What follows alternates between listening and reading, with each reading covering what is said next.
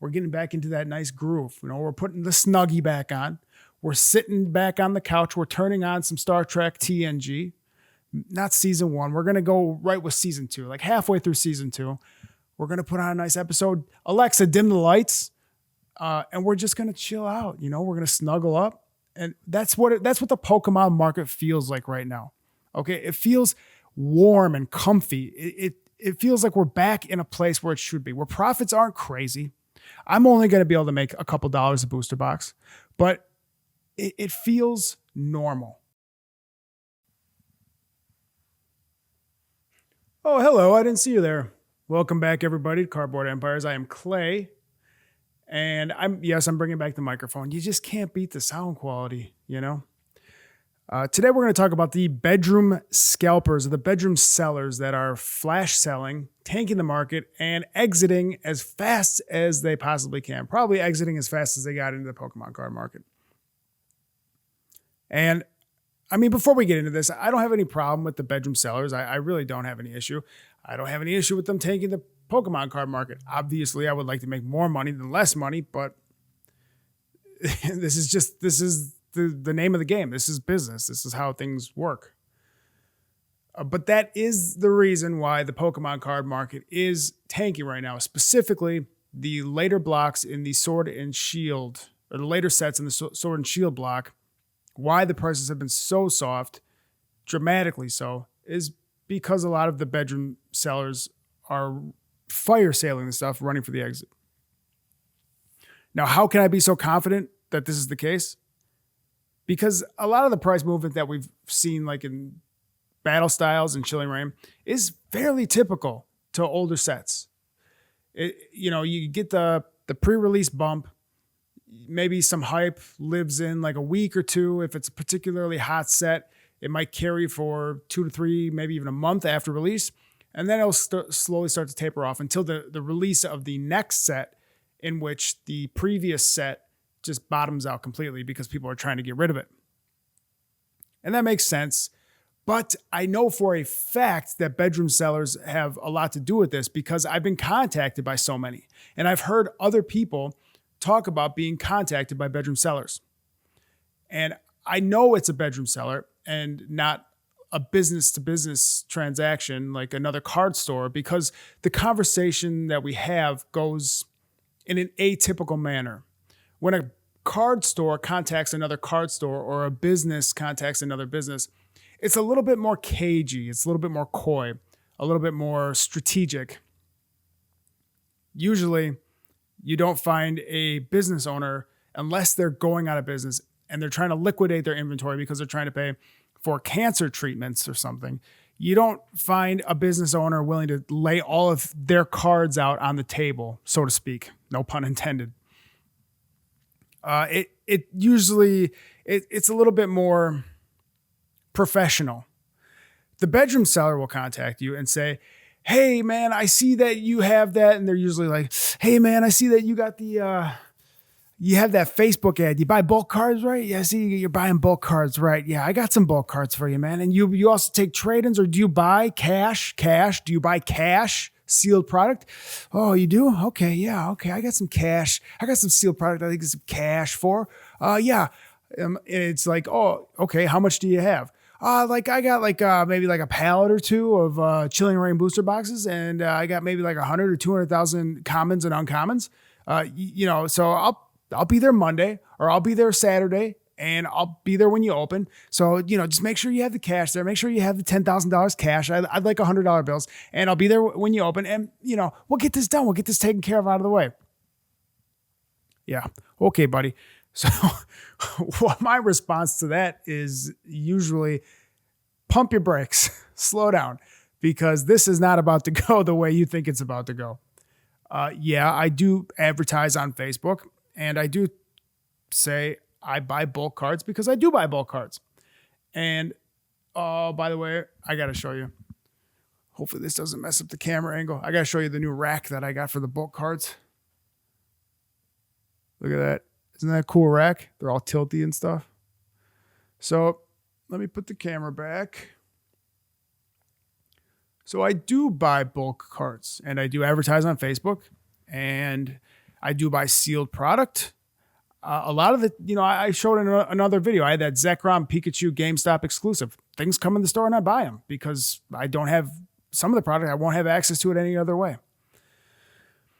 But what this individual is asking for is not a typical purchase that I would make with someone that I would consider the public, a collector or an investor. Maybe not an investor, but a collector, just an average Joe in the public.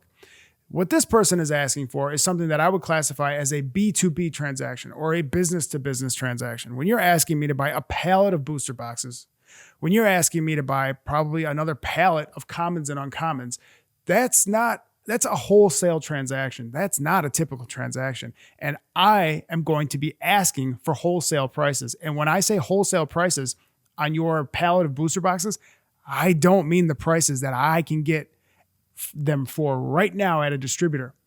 I mean wholesale in relation to the current market price.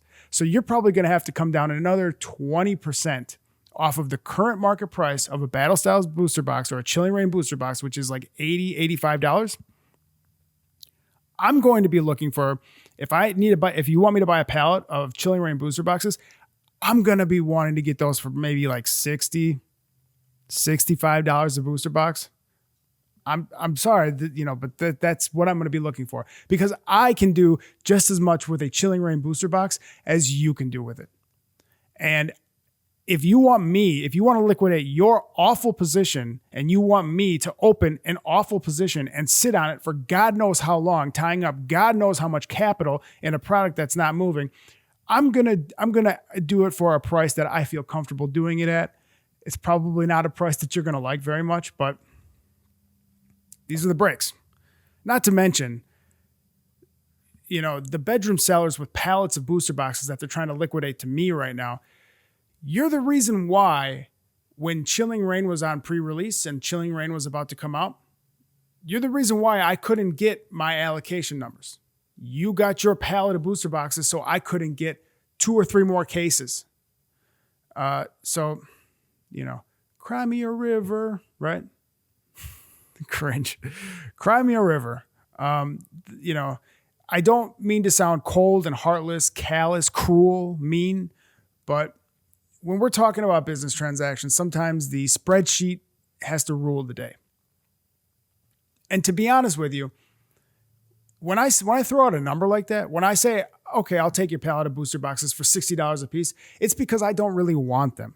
It's because, even at $60 a piece, I'm not a huge fan. I don't really want them at $60 a piece, but I can move them for probably like $80.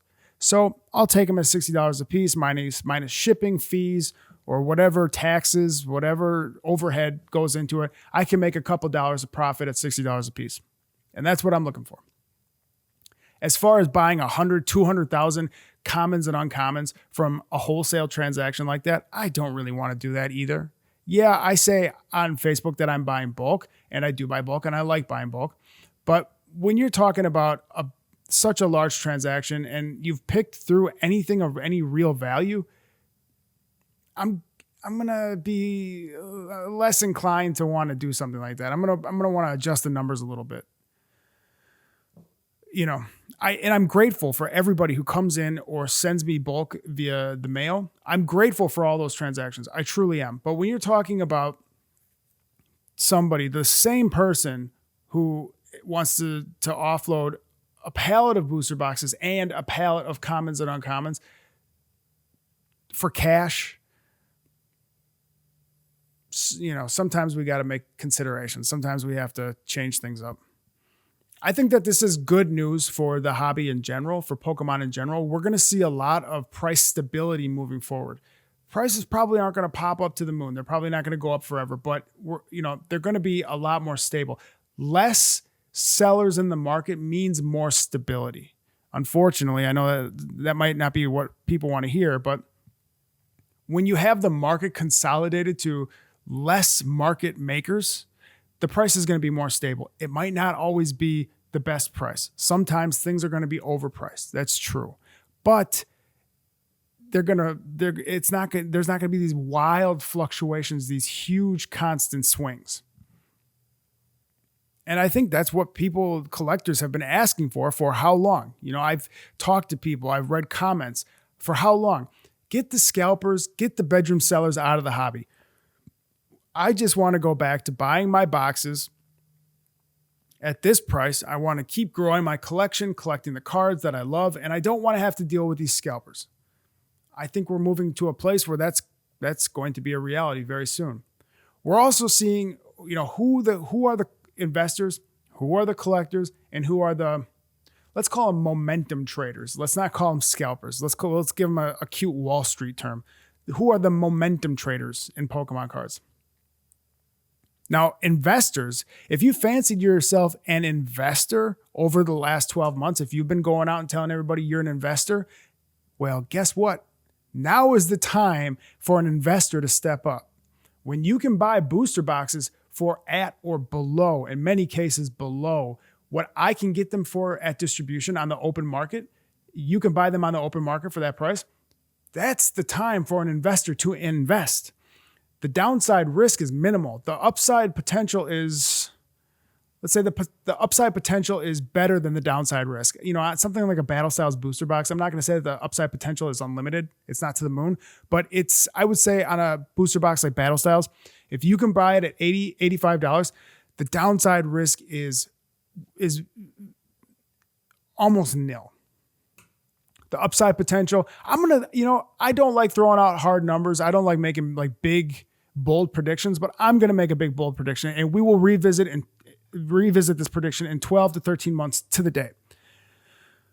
I think in 12 months, so let's revisit this, let's say the end of December 2022. I think in 12 months, Battle Styles booster boxes will be $100 a piece at least. At least I would be comfortable with a Battle Styles booster box going for around $100 a booster box at the end of 2022. By this time, we should be in the new block of Pokemon, whatever the new block's going to be. We should be out of Sword and Shield, I think. If I did the math right, I think we will be out of Sword and Shield by then. And if we are out of Sword and Shield by then, I would expect Battle Styles to be at around $100. It's not going to be $500. It's not going to be $1,000, but it is going to be more than $80 to $85. I think. There's the caveat. There's the speculation. There's the speculative side of investing. If investing was a sure thing, then, we'd all be Jeff Zuckerberg. I think Battle Styles definitely still has a lot of interest in it. The Japanese Battle Styles hasn't moved very well for me, but English Battle Styles has done fairly consistently. It's that Tyranitar, the sleeping Tyranitar chase cards, and the kids love the Urshifus. There's just no getting around it. The kids love the Urshifus. I don't love the Urshifus, particularly myself. I mean, they're interesting, but they're not my favorite cards, but kids love them. Little boys come in the shop. I get the Urshifus in the case, the alt arts, the VMAX full arts. They push their nose right up on the case and they say, look at that. I want that one. There's no getting around it. And the Tyranitar is a very popular card out of that set. And Chilling Reign, I mean, you guys know how I feel about Chilling Reign. Chilling Reign is so slept on. It's ridiculous. It's insane. I'm gonna have an embolism right now if we talk about Chilling Reign. First of all, let's look at the single card prices in Chilling Reign. The EV, and I know my video on the expected value of a Chilling Reign booster box didn't go as planned. Okay, I'll accept that. But I still say that the expected value of a Chilling Reign booster box is inverted. The cards inside the booster box are worth more than the booster box itself. And the further the price drops on that booster box, the more true it's going to be. Second, let's look at the price of the single cards and how stable they have been. We are how many blocks outside of Chilling Reign? Chilling Reign's right here. We are halfway through here. We're getting close to being right here. How far out from Chilling Reign are we? And there are still $70 cards in that set. A lot of them. Several of them. I don't know if I'd say a lot of them, but several of them. The stability of the single cards in Chilling Reign. All right, I got to calm down. I got to go to my happy place. I don't mean to be yelling at you right now. I'm sorry. I love you. There's a hug.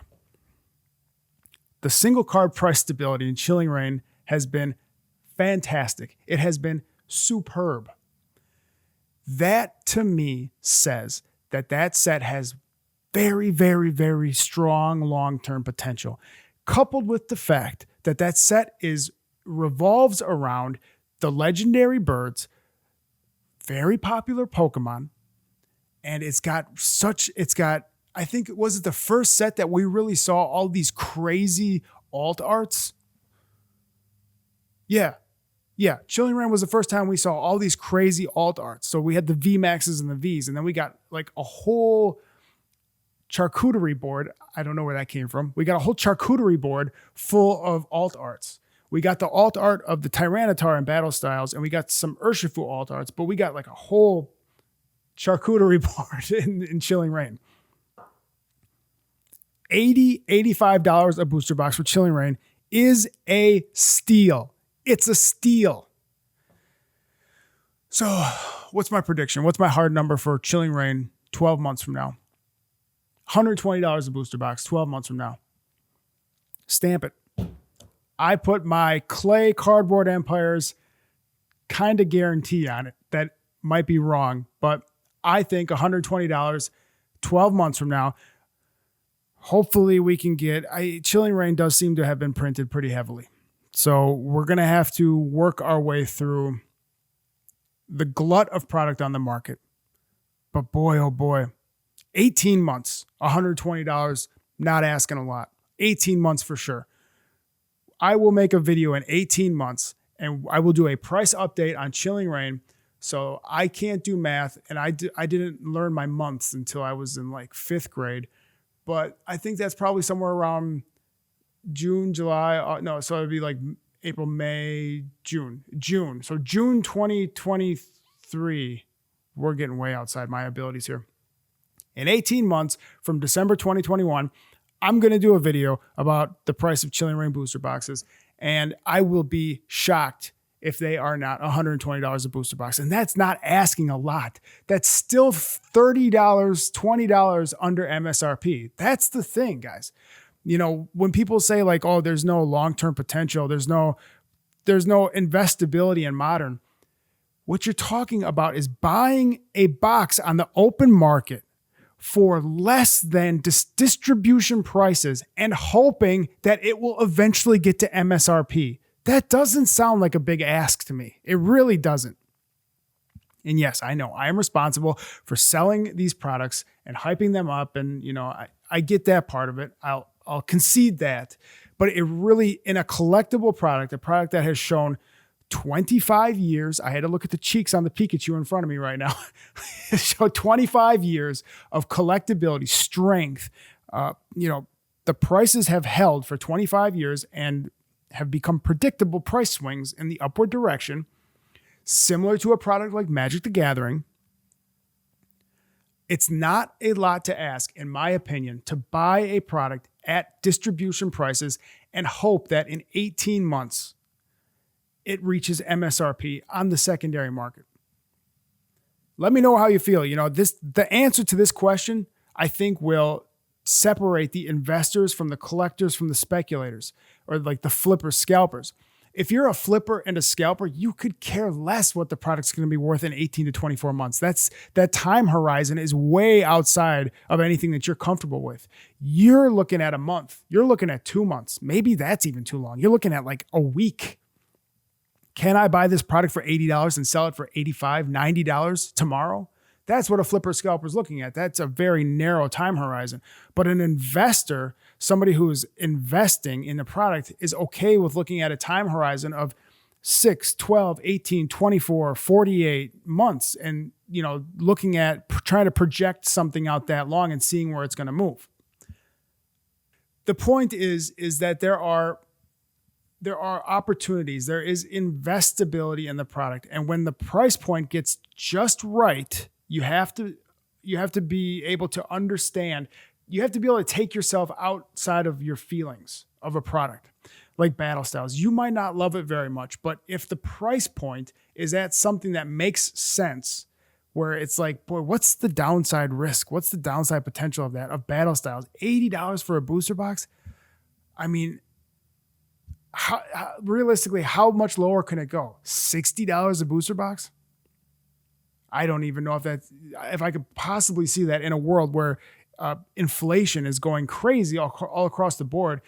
Even if in 2024, a Battle Styles booster box is still, let's say, like at $2021, $80, with inflation, it's going to be like $100. So you will have at least hedged inflation in that case.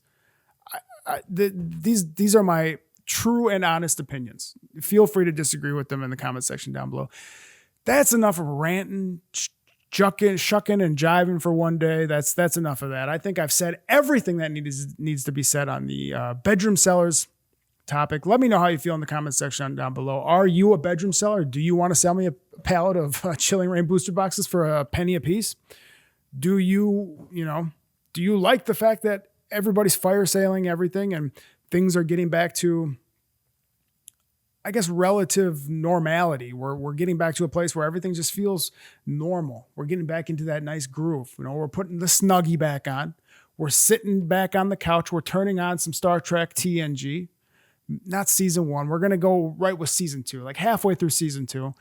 We're going to put on a nice episode. Alexa, dim the lights. And we're just going to chill out. We're going to snuggle up. And that's what the Pokemon market feels like right now. Okay. It feels warm and comfy. It feels like we're back in a place where it should be, where profits aren't crazy. I'm only going to be able to make a couple dollars a booster box, but it feels normal. It feels regular. It doesn't feel like I'm looking over my shoulder for Jake Paul every 30 seconds, trying to figure out what's the next thing he's going to be pumping and dumping tomorrow. Is he going to be pumping and dumping Shiny Fates ETBs? Do I need to increase my position in Shiny Fates ETBs to wait for the pump and dump? It feels good. And I hope you feel good too. Until next time, I'll catch you later.